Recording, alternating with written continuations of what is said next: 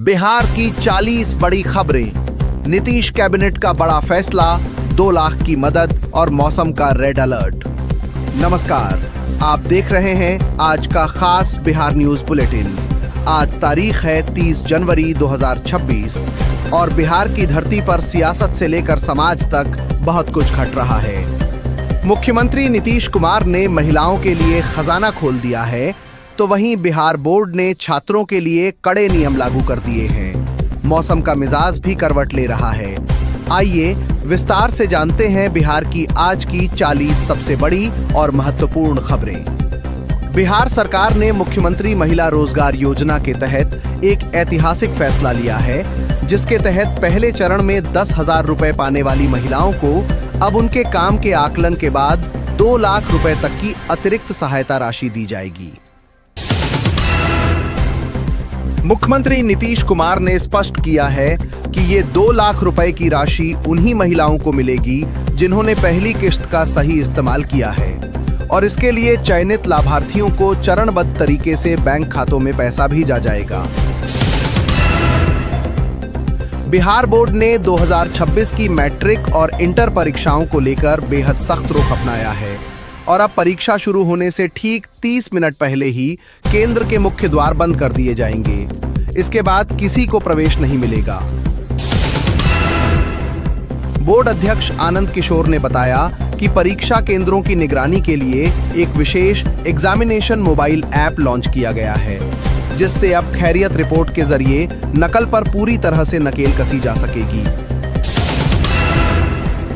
पटना जिले में मैट्रिक परीक्षा के लिए 70 और इंटरमीडिएट के लिए 84 परीक्षा केंद्र बनाए गए हैं, जहां छात्रों की दोहरी जांच होगी और जूते चप्पल उतारकर ही उन्हें हॉल के अंदर प्रवेश की अनुमति मिलेगी।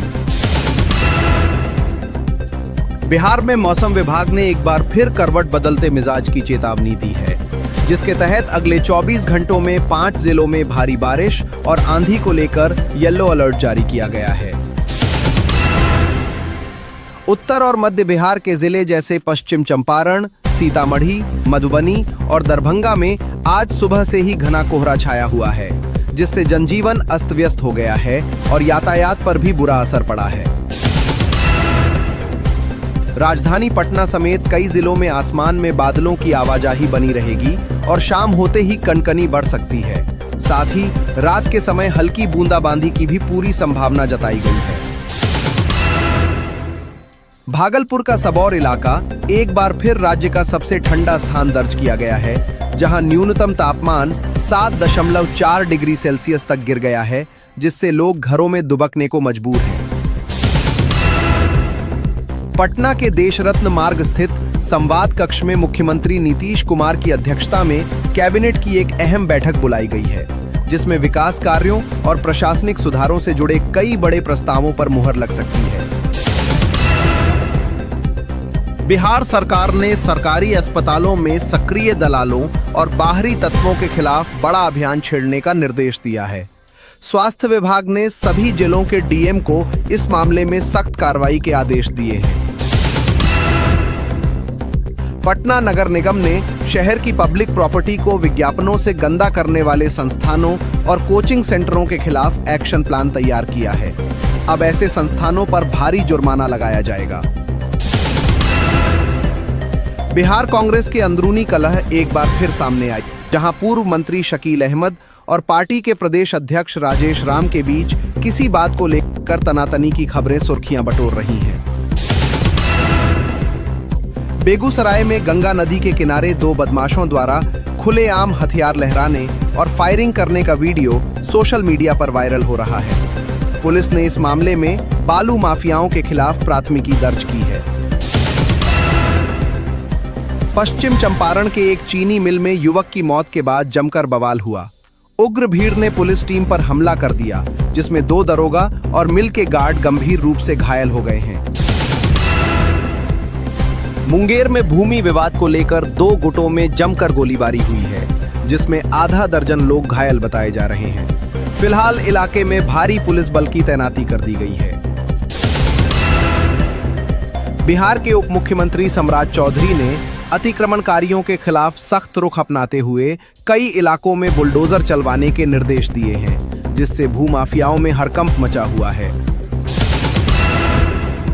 सुपौल पुलिस ने महाराष्ट्र के एक ऐसे स्वर्ण कारोबारी को गिरफ्तार किया है जो बिहार से चोरी किए गए जेवर गलाकर बाजार में बेचता था। उसके पास से भारी मात्रा में गला हुआ सोना बरामद हुआ है। वैशाली जिले में स्मशान का रास्ता बंद होने पर ग्रामीणों का गुस्सा फूट पड़ा और उन्होंने एक महादलित महिला का अंतिम संस्कार मजबूरी में सड़क पर ही कर दिया, जिसका वीडियो अब वायरल हो रहा है। भोजपुर में एक कलयुगी पति ने नशे की हालत में अपनी ही पत्नी को गोली मार दी। महिला की हालत नाजुक बनी हुई है और उसका इलाज आरा के एक निजी अस्पताल में चल रहा है। बिहार में सड़क हादसों को रोकने के लिए परिवहन विभाग ने नए नियम जारी किए हैं। अब बिना हेलमेट और बिना बेल्ट के गाड़ी चलाने वालों का ई-चालान सीधे उनके पते पर भेजा जाएगा। पटना के पीएमसीएच अस्पताल में नई सुविधाओं का विस्तार किया जा रहा है। सरकार ने बेडों की संख्या बढ़ाने और अत्याधुनिक मशीनों की खरीद के लिए करोड़ों का बजट पास किया है। बिहार के कई जिलों में आज शुक्र प्रदोष व्रत की धूम है। मंदिरों में श्रद्धालुओं की भारी भीड़ उमड़ रही है और लोग विधि विधान से भगवान शिव की पूजा अर्चना कर रहे हैं। सासाराम में ऐतिहासिक धरोहरों के संरक्षण को लेकर पुरातत्व विभाग ने नई योजना तैयार की है, ताकि शेर शाह सूरी के मकबरे जैसे स्थलों पर पर्यटकों की सुविधाएं और बढ़ाई जा सकें। बिहार के सरकारी स्कूलों में शिक्षकों की उपस्थिति दर्ज करने के लिए अब बायोमेट्रिक सिस्टम को और भी अनिवार्य बना दिया गया है। लापरवाही बरतने वाले शिक्षकों का वेतन काटने का आदेश है। मुजफ्फरपुर के लीची बागानों पर मौसम की मार पड़ने की आशंका जताई जा रही है। अचानक बढ़ते और घटते तापमान की वजह से किसानों को फसल खराब होने का डर सता रहा है। गया में पितृपक्ष मेले की तर्ज पर अन्य धार्मिक आयोजनों को विश्व स्तरीय बनाने के लिए पर्यटन विभाग ने एक रोड मैप तैयार किया है, ताकि साल भर विदेशी पर्यटक यहां आते रहें। पूर्णिया में नशा मुक्ति अभियान के तहत पुलिस ने भारी मात्रा में नशीली दवाओं की खेप पकड़ी है।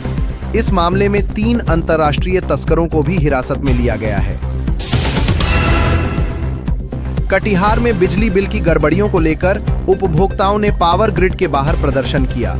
विभाग ने आश्वासन दिया है कि गलत बिलों को जल्द ही सुधारा जाएगा। बिहार के युवाओं के लिए खेल जगत से अच्छी खबर है। राज्य सरकार ने राष्ट्रीय स्तर पर पदक जीतने वाले खिलाड़ियों को सीधे सरकारी नौकरी देने की प्रक्रिया तेज कर दी है। सिवान में बेखौफ अपराधियों ने एक सीएसपी संचालक से लूटपाट के दौरान उसे गोली मार दी। पुलिस अपराधियों की पहचान के लिए सीसीटीवी फुटेज खंगाल रही है। नवादा में अवैध बालू खनन के खिलाफ टास्क फोर्स ने बड़ी कार्रवाई की है, जिसमें दर्जनों ट्रैक्टर और पोकलेन मशीनें जब्त की गई हैं और कई लोगों पर जुर्माना लगा है। किशनगंज में सीमा सुरक्षा बल ने सीमा पार से घुसपैठ की कोशिश को नाकाम कर दिया है। सुरक्षा एजेंसियों ने भारत नेपाल और भारत बांग्लादेश सीमा पर चौकसी बढ़ा दी है। मधुबनी पेंटिंग को वैश्विक बाजार में और पहचान दिलाने के लिए सरकार अब हस्तशिल्पियों को ई-कॉमर्स प्लेटफॉर्म से जोड़ने की बड़ी ट्रेनिंग देने जा रही है। जमुई के जंगलों में नक्सलियों के खिलाफ सर्च ऑपरेशन जारी है। सुरक्षा बलों ने कुछ संदिग्ध ठिकानों को ध्वस्त किया है और भारी मात्रा में विस्फोटक बरामद किए हैं। अररिया में पुल निर्माण में देरी को लेकर स्थानीय लोगों ने धरना दिया। विभाग का कहना है कि तकनीकी कारणों से काम रुका था, जो अब जल्द शुरू होगा। दरभंगा एयरपोर्ट पर फ्लाइट्स की संख्या बढ़ाने और टर्मिनल के विस्तार को लेकर केंद्र सरकार से हरी झंडी मिल गई है, जिससे उत्तर बिहार के यात्रियों को बड़ी राहत मिलेगी। समस्तीपुर में रेल मंडल ने बिना टिकट यात्रा करने वालों के खिलाफ मेगा सर्च अभियान चलाया है, जिससे रेलवे को एक ही दिन में लाखों रुपए का राजस्व प्राप्त हुआ है। लखीसराय में एक पुरानी मूर्ति की चोरी की खबर से सनसनी फैल गई है। पुलिस प्राचीन धरोहरों की सुरक्षा को लेकर स्थानीय लोगों से भी सहयोग की अपील कर रही है। बिहार में आगामी पंचायत चुनावों की तैयारियों को लेकर राज्य निर्वाचन आयोग ने जिलाधिकारियों के साथ बैठक की है और वोटर लिस्ट में सुधार के कड़े निर्देश दिए हैं। तो ये थी आज की बिहार की 40 प्रमुख और ताजा खबरें। हमारी कोशिश रहती है कि हम आप तक बिहार के हर कोने की सटीक जानकारी पहुंचाएं। अगर आपको यह बुलेटिन पसंद आया हो तो इस वीडियो को लाइक करें और बिहार की हर छोटी बड़ी खबर से अपडेट रहने के लिए हमारे चैनल को सब्सक्राइब जरूर करें। कल फिर मिलेंगे, तब तक के लिए नमस्कार और अपना ख्याल रखें।